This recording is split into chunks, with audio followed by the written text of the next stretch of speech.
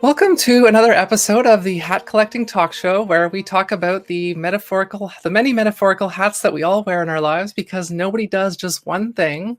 The show is available both as a YouTube video talk show and a audio podcast, which you may already know. We should be available on pretty much all the major platforms. You can go to hatcollecting.com to find out more about that. I am your host, Lacey Artemis. I am a creative Jill of all trades. You can find more about me online at artemiscreates.com, and I'm also Artemis Creates on pretty much all of the major social platforms. Each episode, I interview a new guest and learn about the different hats that they wear. Today, our guest is Billie Schultz. Billie is a podcaster, an Instagrammer, and a freelancer. Billie reviews horror movies, cooks live with friends, and helps build community and support fellow trans people in their journey. Billie's pronouns are she and her. Thank you so much for being on the show, Billie.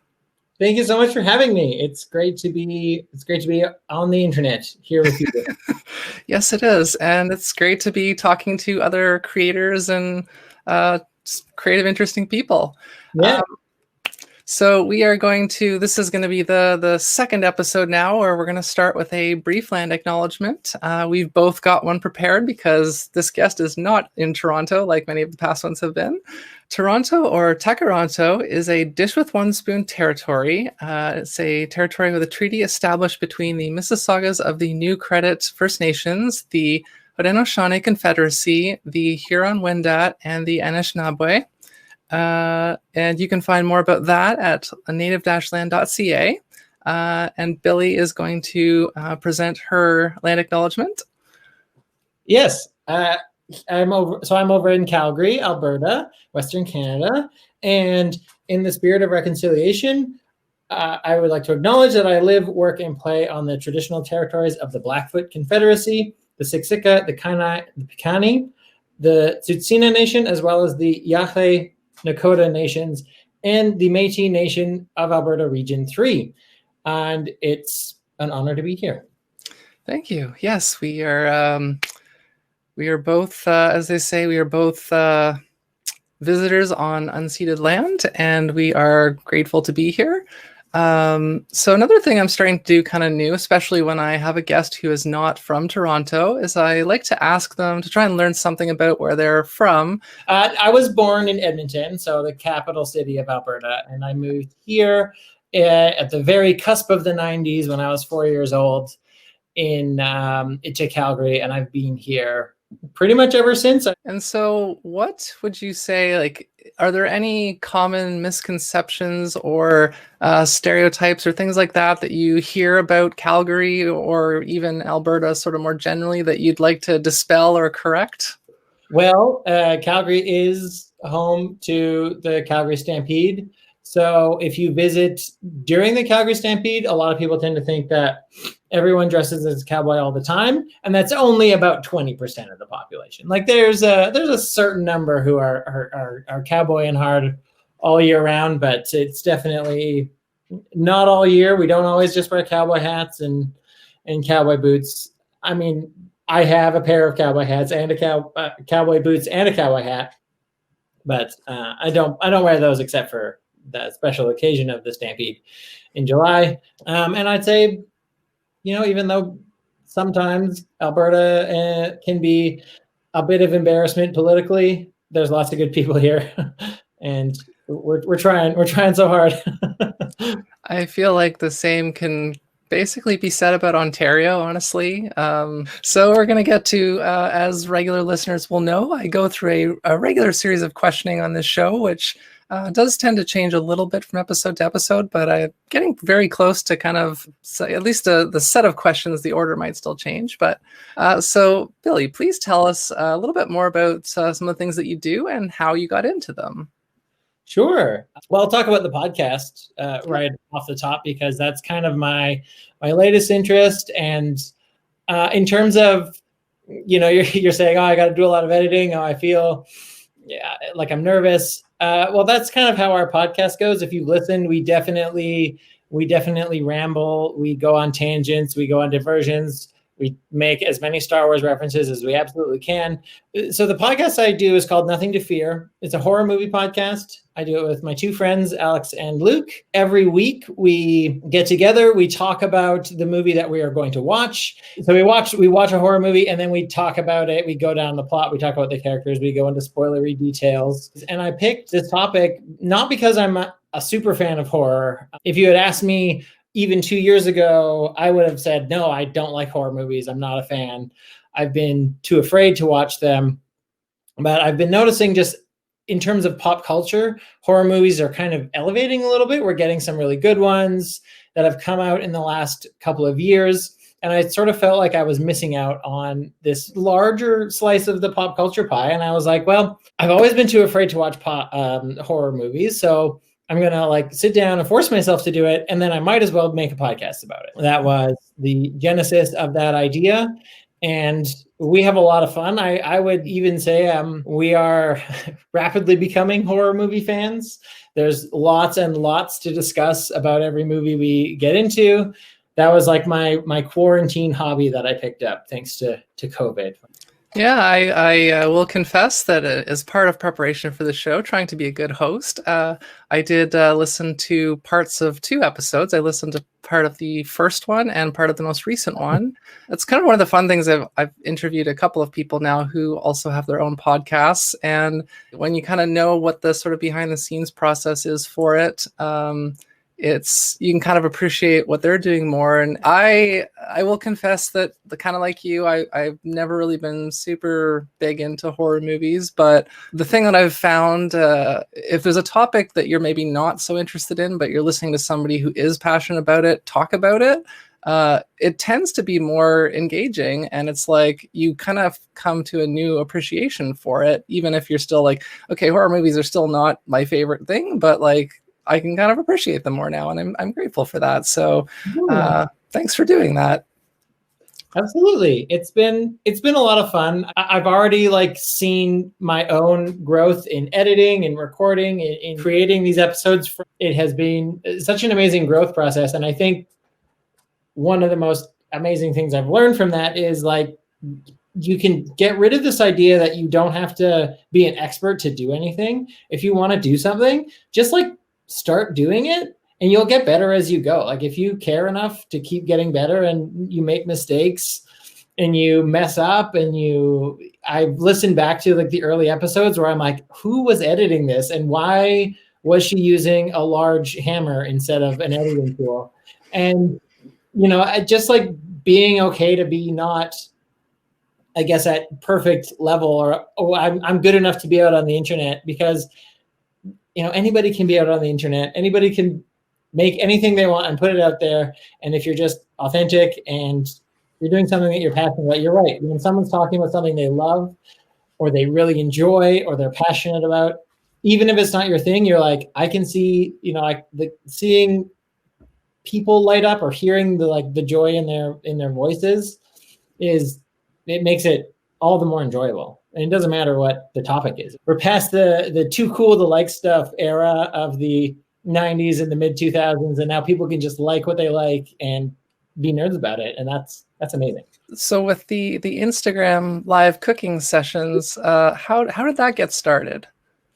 That was also something I did in quarantine. And I had, prior to COVID in my previous job, I'd done a lot of cooking with kids, cooking programs for kids. And cooking is something I've always really enjoyed doing, and I've always really enjoyed doing with people. And so when, the height of the very first sort of COVID panic back in March and April kind of was kicking off, we saw people who were at home for more often. They're cooking as well, and they're sharing their things. And I just wanted to, I was looking for a way to get more into being on Instagram and sharing my story and sharing my journey. And I also like cooking. So I reached out to another gal on Instagram about going live and cooking sometime. And I had so much fun that I did it with another guest the next week. And then before I knew it, it was like, oh, I have a cooking show, I guess. I should be back with Queerantine Kitchen, which is the name of the show. It's the Queerantine Kitchen. And we're hopefully coming back for the start of October for some more cooking and chatting. And like you, I was really nervous about talking with somebody, and I was like, I don't know if I could just sit and interview somebody. So I was like, well, I'll cook, and that way if I'm feeling awkward, I can just pretend I'm like focusing on my cooking and then we can get back into it. And it's been so much fun. Yeah, that is one thing I've been noticing, and I've been trying to get a little bit more involved in myself, is the trans community on Instagram, and also to an extent on Twitter, is really amazing. And I've seen a lot of other people like connecting a lot and interacting a lot and doing like, oh, hey, I was hanging out with this person today, and like a picture of them together in the same like literal physical real world space, and before the pandemic, obviously. And so I was just like, man, I want that. That's really cool. And so I have been trying to kind of reach out a bit more and connect a bit more as well. And just absolutely having a blast doing this. I have interviewed people before. This is not my first time. But I mean, there's always going to be days where I maybe just feel a little bit different or something. And I mean, talking to people and learning from them, it makes me happy. So I can work through that awkwardness usually, if there is any. And so we'll just quickly kind of touch on the other two things that you do. I'm not sure if you're still actively doing one of them, the freelancing stuff. So when you asked sort of what I did for work, I currently am in between employment streams. I've been doing some work with a local agency in Calgary called the Skipping Stone Foundation that provides support and resources for trans folks and their families. So they offer like group sessions. I work on part of a team called the expression side. So when people come in and have questions about the hairstyling or makeup tips, or, buying a whole new wardrobe, or even, more intimate stuff like gender affirming gear, that's sort of what the team I'm part of works on. And we get to just, work with people who come in kind of on not a drop-in basis. They have to schedule an appointment, but did a lot of stuff over Zoom during quarantine. And now that, the fall is starting and things have settled down, because we just finished Pride a couple of weeks ago. Like Calgary's Pride is in the start of September. That stuff is sort of kicking off again. And so it's been very rewarding to help people along their journey, because they were very helpful to me when I first came out. I went to some of their group meetings. I met some of their facilitators, and they're just the most wonderful group of people you could ever hope to get in touch with. That's really great to hear. So I think we're going to start rolling through the rest of the questions. The second question here is, so when you were a child, do you remember what you wanted to be or to do when you grew up? That's a good question. I remember very, very briefly having, I was always like, oh, I'd like to be an architect. I think that'd be really cool. And then when I went into school and I wasn't as good as math that I thought, and somebody said, well, architects need to be good at maths, I was like, well, then I'll never be an architect. So I never pursued that. That's kind of a sad story. But when I was little, I think like almost all small children in the late 80s and 90s wanted to do something with dinosaurs. So of course, I was going to be a paleontologist at one point.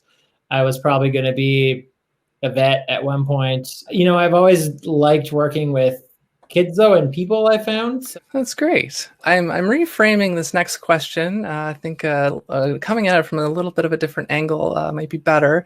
So the show is kind of previously focused on the age of 30 as this arbitrary milestone, not by my standards, but more by society standards. But I think maybe the better way to come at it, and maybe the way to get a little bit better insight from it, is to say, at what age do you think, or do you feel that you figured out the right path that you should be on, or the direction that you wanted to go?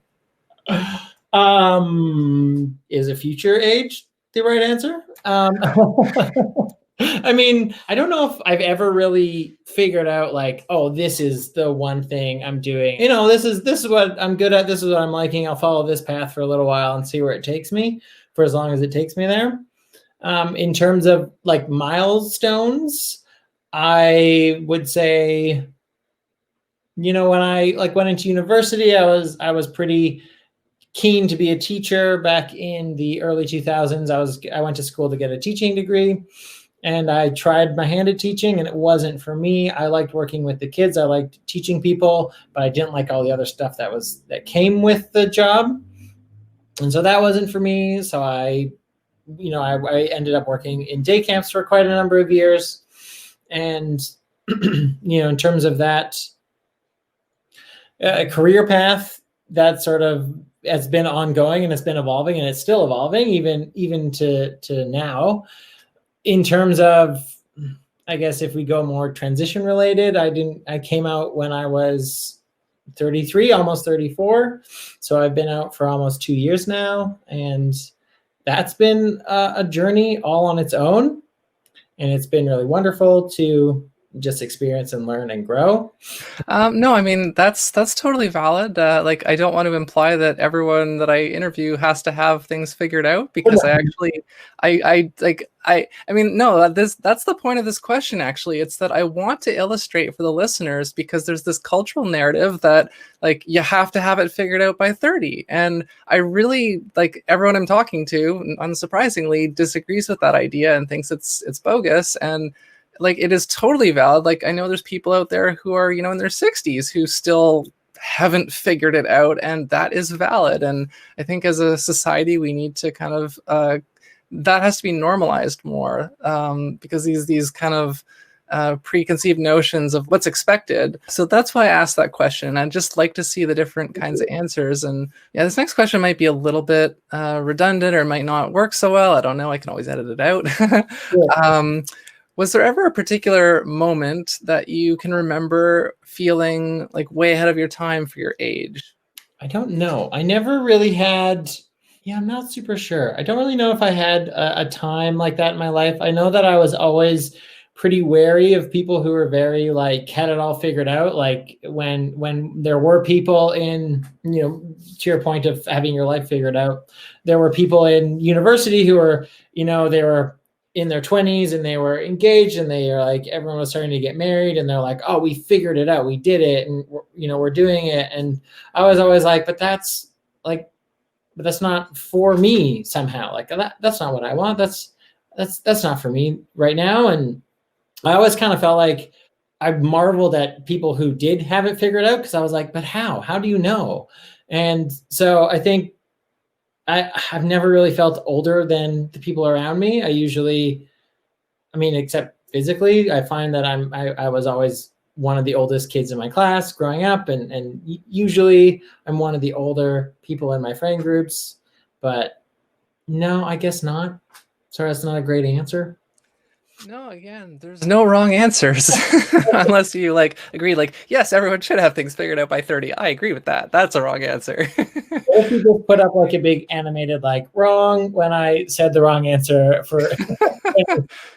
Yeah, they have on Family Feud, I guess. Yeah. The pandemic obviously has disrupted everyone in varying degrees, and that obviously sucks. But to try and kind of focus on some positive, can you think of any silver linings or positive things that have resulted from the pandemic for you?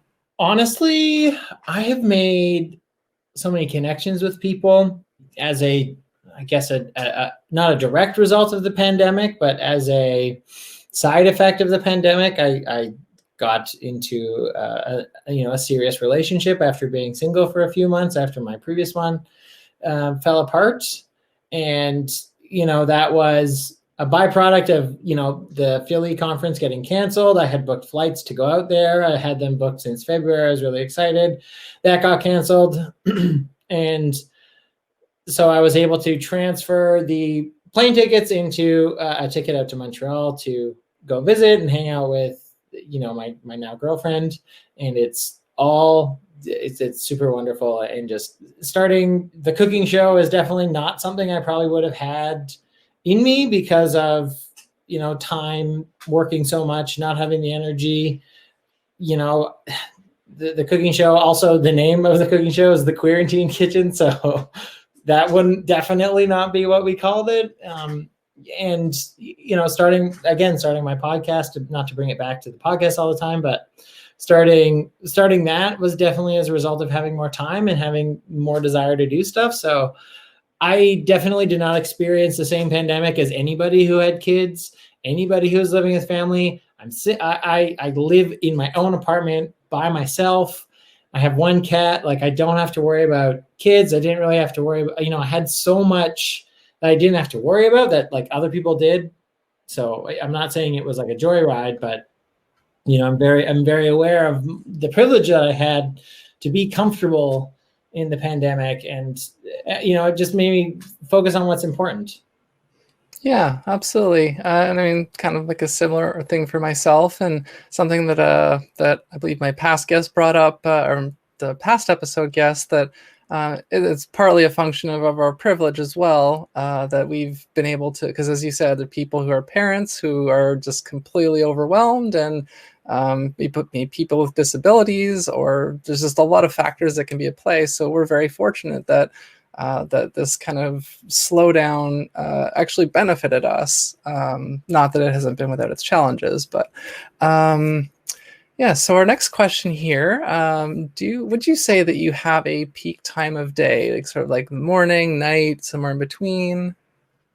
Yeah, I'm definitely a morning girl. I in about April, like my whole life, I've always been an early riser. It's not uncommon for me to wake up around 5 or 6 in the morning every day. And in the pandemic, I started, I have a very close access to biking paths, and they closed off some of the streets and widened it so that more people could space out, or like people could space out and walk on them. And so I started running at that time. I'd never run before, and actually just like this exact morning, I finished my very first half marathon distance, which was wild, and so I've always been more productive in the morning. I prefer to get up early. When I was working, if there was early shifts, I was all over that. I like being up in the morning, and doesn't mean I won't go to bed early. I'll still sometimes stay up till midnight and be like, well, whoops, I guess I'm only getting 5 hours of sleep. But that's just when I do stuff. So yeah, definitely morning girl. Yeah, I feel like us morning people, I feel like we're really rare, but I realized in kind of thinking about that on a past episode that it's like, well, because it's easy to meet other night people because you know where they are, you know where they're going to be. They're going to probably be at like clubs, or they're going to be at like events, but like, where do you meet morning people? Because we're usually a little bit more solitary in the morning. So the next question we have here, this is kind of a newer one, but I really like the potential for the answers. What would you say are your two most dissimilar hats, and hats being skills or interests?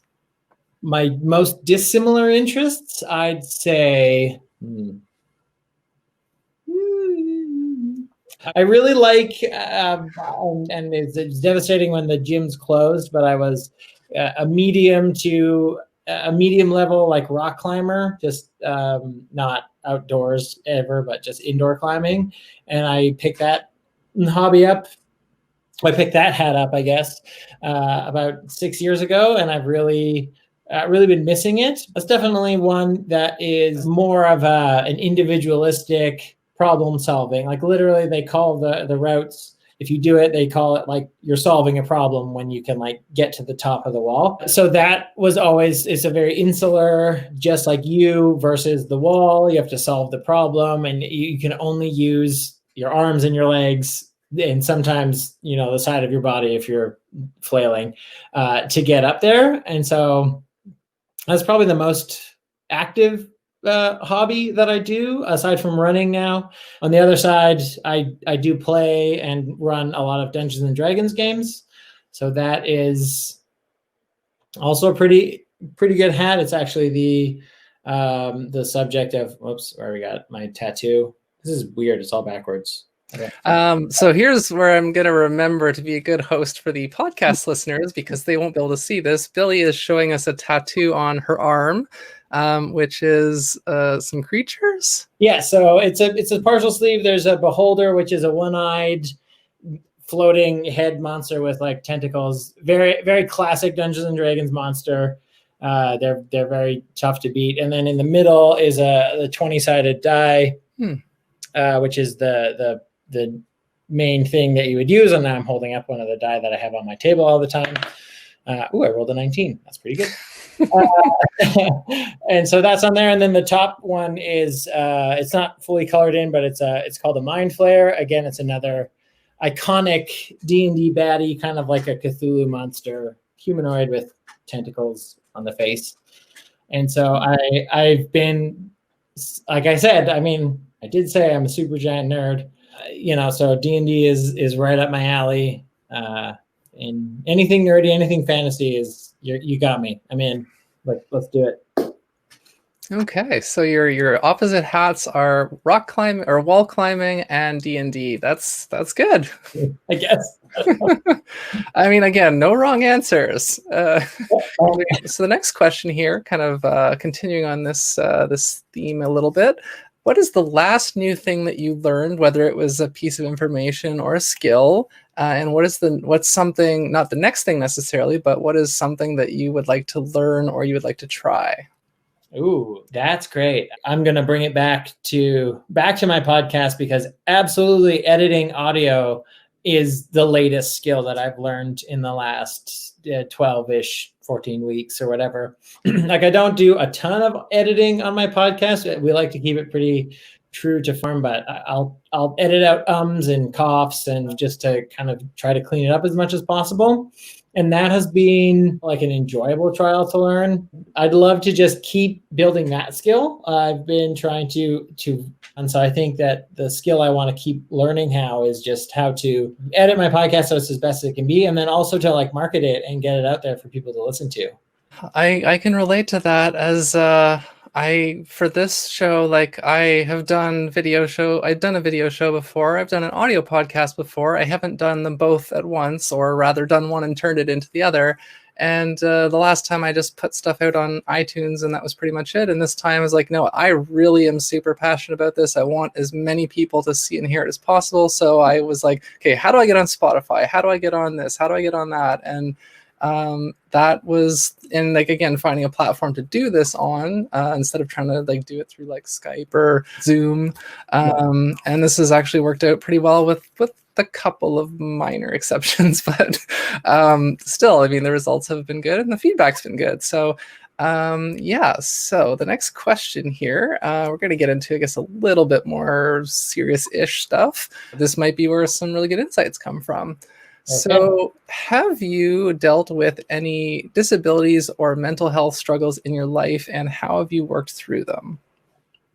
Growing up, I would say in terms of emotional stuff, I was probably the most chronically out of touch person with their emotions that you could be, from all sorts of reasons, which, as I've been working through in therapy, a lot of that stems from dysphoria and, not really understanding my own, my gender and my issues around that.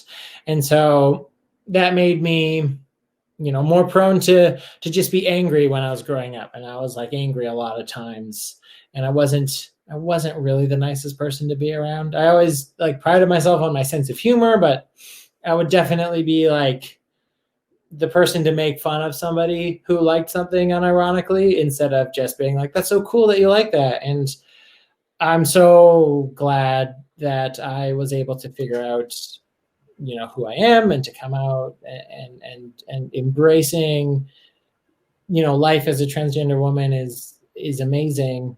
And it's not without its struggles, but it's so much more free. It's so much more, I have so much more access to my emotions. I love deeper and I feel deeper, and it's just like night and day. And I couldn't imagine going on the way I was. Like, it would have translated into more serious mental health concerns, rather than just like, I got very fortunate and nipped it before it came to be too big of a problem. So yeah, I know we've kind of already done some advice stuff, but like, is there any other specific advice that you would like to share with people? And like, this used to be targeted, like, for someone who is, it used to be like for someone who isn't 30 yet and doesn't feel like they figured it out. But I think just anyone like who's kind of lost or not sure what they're doing, like, what do you say to them?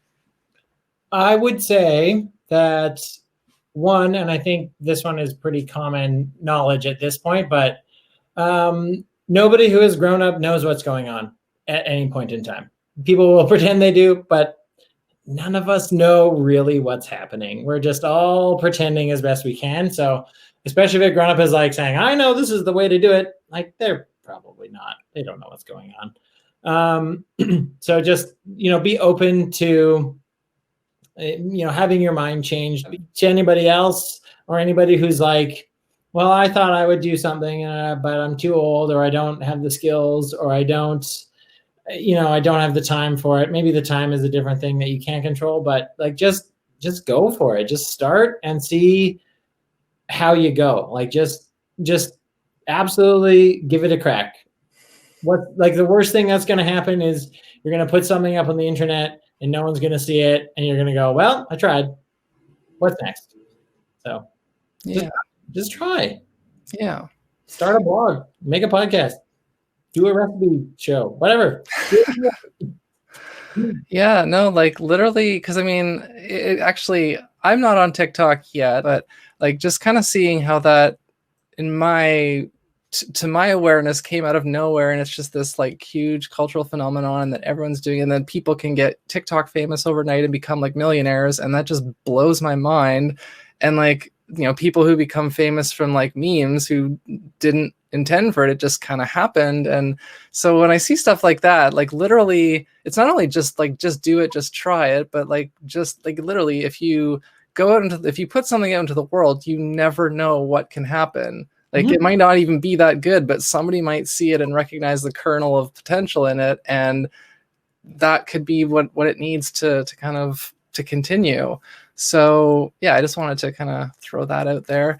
When we get older, and I think it's so crucial that we recognize, like, and again, don't make fun of people for stuff they like, even if you don't like it, just let them like it. And if we celebrated what people like, the world would be a lot better place. Yeah. And in addition to that, don't criticize somebody for liking something a different way that you like it. Like there's so many ways to like things. And the amount of like weird gatekeepery stuff being like, oh, you're not a real fan unless you know every single person in Star Wars. Listen, go. Or you're not a fan. It's like, go away, man. Like, just like what you like and like it how you like it. A tiny little bit of that from people who are very passionate about horror movies. Whereas like our podcast is more like the audience we're aiming for is people who don't want to watch them. So we're going to, give you some talking points if you want to talk about it at a party, rather than being like, we love horror movies forever and they're the best and nothing can make them better, So I've had a couple of comments where people will be like, you just didn't understand it. And I was like, well, I understood it the way I understood it. So I guess we're different. You've tried something when you're little, like if you try something and it's not your first attempt is not very good. And people are like, well, that's not very good. You won't like be very good. Like it's so discouraging. And now it's like laughable. Like just make it until it's less bad. I don't watch much of the show, but I do remember a line from Adventure Time where I think Jake the dog says, like, sucking at something is the first step to being kind of good at something. You have to be bad at it, and you have to let yourself be bad for a while, and then eventually you get not as bad.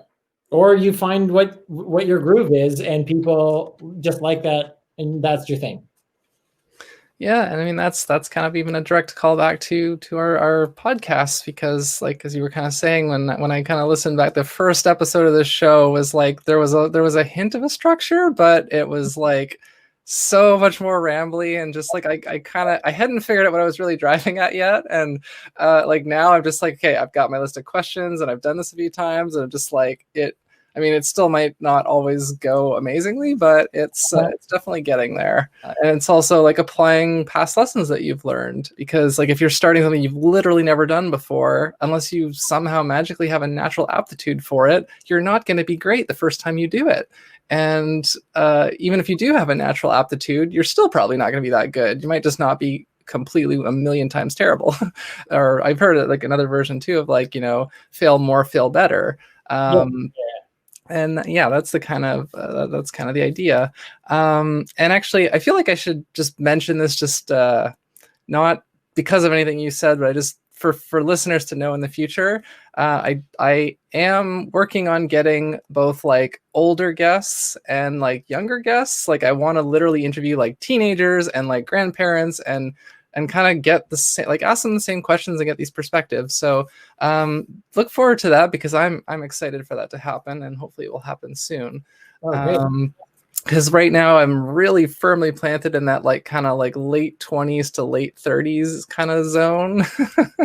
And I mean, that's fine, because this show does did center around the age 30 thing, but I want more diversity of experiences. Thought I would start just as like an experiment to give the guest an opportunity to like ask me a question. It could be one of the ones from the main show. It could be something else entirely. If you feel so inclined. If you don't have to, and I'll just edit this out. Do want to. I would love to know what your favorite dinosaur is. Oh boy. This is the problem with, though, depending on the question, it's like, am I going to actually be able to come up with an answer? Now I'm a viewer. Haha. Yes. The first one that actually popped into my head, and like it was just kind of like, I don't know that it is necessarily my favorite, but the first one that popped into my head was Triceratops, because I kind of have a thing with the number 3 and with triangles, and so yeah, Triceratops kind of came first because like it's attached to the number 3. But I was like, but is that really my favorite? Because then I was also the way my brain is like, okay, I really want to actually give the right answer here, the right like the true answer for, okay, what really is my favorite dinosaur? So I was trying to be like, okay, so like there's raptors and they're fast and they're agile, and that's like me. So I'm more like a raptor than a Triceratops. And then there's pterodactyls, which apparently are not actually dinosaurs, but they fly, and I'd like to be able to fly. And then of course there's the T-Rex, but I think I'm just gonna go with the first answer, like the Triceratops has the kind of 3 thing, and then raptors are kind of the most similar to me, I guess, in dinosaur terms. The next, and I guess pretty much the last question here, and then the main series is, are there any specific causes or charities that you'd like to promote or raise awareness of? I would definitely like to draw people's attention to Skipping Stone Foundation. SkippingStone.ca is their website. They do a lot of really great work within the trans community in Calgary and broader out in Alberta. And it is a not-for-profit. So if you're thinking like, where can I donate this month? I have a little bit of money for donations. I have the means. Consider sending them that way. They've helped so many people, answer questions about themselves, get access to therapists, HRT prescriptions, and they've done just so much great work for the trans community that we want to keep them going strong. We want to keep them vibrant and growing as much as possible, even in this hard time. So definitely the Skipping Stone Foundation is very near and dear to my heart.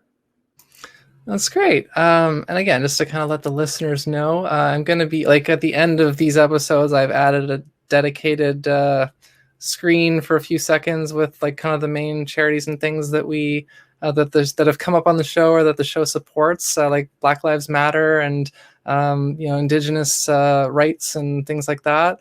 And so this will be added there, and I'm also going to be putting a section on the hat collecting website as well to just kind of have it there so you can always easily find it. Yeah, just before it's sure. Just skippingstone.ca, not stones. Okay. Yes, one stone. So yeah, your plugs now. It's for the people who are listening or watching, and they might want to follow you more or see what you're doing or connect with you. Where can they do that? Sure. My main social media presence is on Instagram. My username there is Billie by Design. There are underscores between the words, and Billie is spelt with an IE. And that's where I post, pictures. I post lots of transition pictures, my kind of thoughts. That's where I host Queerantine Kitchen from. And the past episodes are up there. It's on the IGTV tab. You can watch the other ones. I've had some delightful guests. If you want to follow the Nothing to Fear podcast, there's an Instagram for that as well. It's the Nothing to Fear podcast on Instagram. Very simple. We post what we're watching when episodes come out. We're planning on doing a little bit more engagement with the followers, but it'd be great to see people come out on there and interact. I do have a Twitter. It's also Billie by Design, or it's Design Billie, I think is what my Twitter handle is. And there's a Nothing to Fear Twitter account is Nothing to Fear P1 numeral 1. Yeah, that's where you can find us. Find the pod. You can talk to me. My DMs are always open, especially if you're, also part of the LGBTQS or Q2S plus community, or an ally. Chasers need not apply. That's great. I will. That'll be on the video overlay, but I also include all of that stuff in the show notes for the podcast people. I'm trying to make sure everybody is accommodated.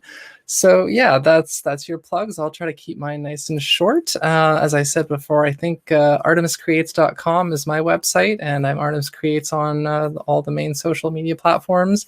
I do also have an online merch store, which is not like Artemis merch, although there's a little bit of that, but it's actually more original designs of mine, and a lot of it is like trans and LGBTQ centric. I haven't done so much lately, but I'm happy. I'm proud of what I've done, and if you go and check that out, it's artemismerch.com, or you can just go to my website and click merch, and it'll take you there. And if you see something you like and you buy like a shirt or a mug, that would be awesome. I would really appreciate that. But if you like it, if you don't, great, no problem. And yeah, so I just also wanted to say, like, I'm not so much actively a musician right now, but I have written and I've produced, like, put out music in the past, and along with this show, my music is on like Spotify and iTunes and stuff, also Bandcamp, and so that is just Artemis Creates as well. And the theme song for this very show is a song called The Bronze Age, which I wrote, and that is on there too. So if you like the music you hear at the beginning and the end of the show, you can go and get that. And what else have I got here? Oh yes, Patreon. So we're gonna do the bonus episode shortly, and that you can access through the Patreon page. Would love it if you'd come over. We have some fun, and we get some more insights on the bonus episode. I really do try to make it worth it. And yeah, please like and subscribe on YouTube if you enjoy this and you want to see more of it. Tell your friends, and if you want to go so far as to go to iTunes and leave a review, that would be great too. But I don't want to ask for too much, so ask for you. Leave a 5-star review for the show. Yes. And same for Bill, for Nothing to Fear. Oh, and I guess I'll just also quickly mention, I know I said I'm planning to interview a wider range of ages and also experiences. I do have some other interesting plans for expansion, which I did talk about on one bonus episode previously. But unfortunately, the plans that I have are a little bit limited by the current pandemic situation, but I definitely have some plans. So look forward to that, and hopefully I'll be able to bring some of that to the channel and to the show in the not too distant future. Because I, as much as I love interviewing people, I do want to do a little bit more than that. I want to do some other things and just find more ways to learn and bring insights to you. So yes, I do appreciate everyone listening. And before we go and do the bonus episode, we're going to do the customary sign off, where we are going to put on our hats and wave goodbye to the good people. So yeah, this is, we don't wear the hats for the entire show because I feel like that would make it seem like a gimmick. So this is kind of more just like a little signature send off, which I think works. So I don't think this hat is going to fit over my headphones, but I can try and find out. I'll get you to put on yours first. What? It's a toque. Yes. Mine, funny enough. Go ahead. Oh wow, I could actually get it to stay there. I just have to hold my head exactly like this. It was, yeah, I didn't even honestly think of the fact that you were, the whole Calgary Stampede thing. I just happens like, oh, we're wearing blue, so what blue hats do I have? And this is one of them. So I'm gonna try. This is giving me a lot of problems. Yeah, sorry. So for the listeners, I got to remember to explain this. So yeah, Billie is wearing a toque, a simple beanie, as the Americans I think call it. Toque, it's always toque. It's not beanie.